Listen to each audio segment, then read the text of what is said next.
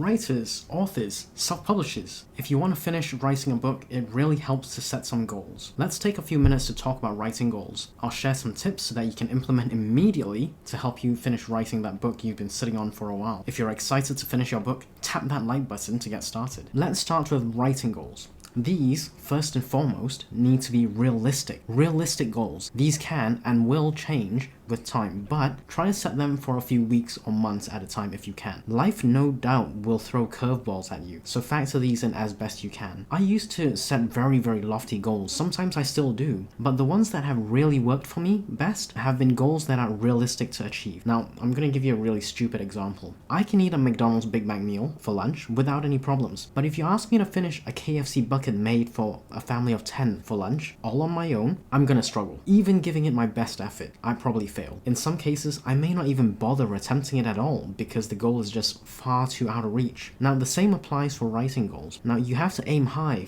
sure, but set realistic goals. Start with finishing that one novel first, and worry about writing the other 500 novels after you get the first one done. Now, these examples are exaggerated, of course, but I hope you get the point. Realistic goals will keep you moving forward, and avoid the feeling of being overwhelmed. If you found that tip useful, hit the like button. Assuming you're on board and set yourself some realistic writing goals, I want to highlight an academic study by Dr. Gail Matthews called Goals Research Summary.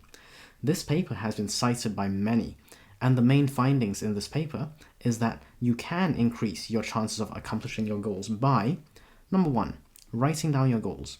Number 2, formulate actions to accomplish the goals. These are called action commitments. Number 3, have goals and actions to accomplish these goals and share these with an accountability partner or supportive friend. Number 4, have goals, action commitments, weekly progress reports, and share these with an accountability partner or supportive friend. Dr. Gail Matthews' paper is in the description below if you want to check it out. Bottom line here is that having an action plan for your goals, sharing them with an accountability partner, and having weekly check-ins for progress updates can give you a statistical advantage over everyone else. Did you notice that the participants were from a variety of countries and came from different backgrounds? One of the goals the participants had set themselves included writing a chapter book, which is basically you. If your mind is truly blown, slap that like button, silly. Now, in order to set some realistic goals, it's important to take into account your writing pace. In my practice writing sessions or writing sprints, over 4 writing sprints of 8 minutes each, plus no more than 5 minutes of minor editing, I average around 1100 words per day. If I were to write a book of 50,000 words, a starting point for a standalone novel, I'd expect to have the book written in approximately 1.5 months if I maintain the 4 writing sprints per day. If I want to get more words in, I'll need to figure out a way to increase the number of sprints per day. This is basic planning. Now, this does not include any writing adjacent work, such as research or meetings with critique partners or accountability partners, that kind of thing. A popular method to keep people on track with their goals is to set something called SMART goals.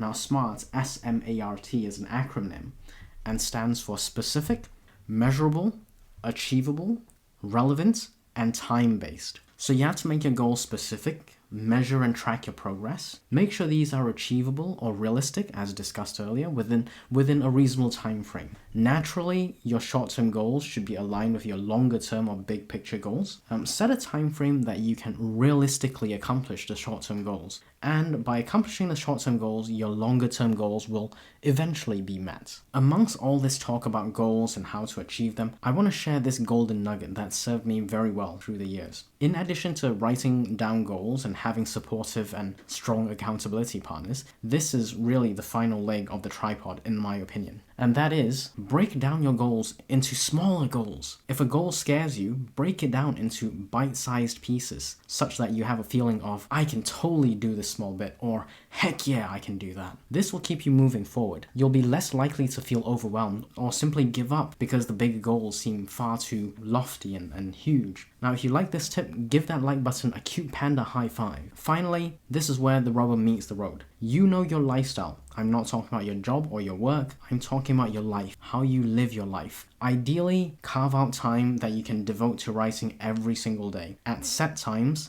during the days or during the week. Now, separate this from writing related work like research or editing, accountability partners or critique partner meetings. All that stuff needs to be taken into account as well. But that stuff won't help unless you finish writing your book. So make sure writing time is respected and it has to fit within your lifestyle and daily routines. I strongly suggest you build a habit around it. So start with a set time.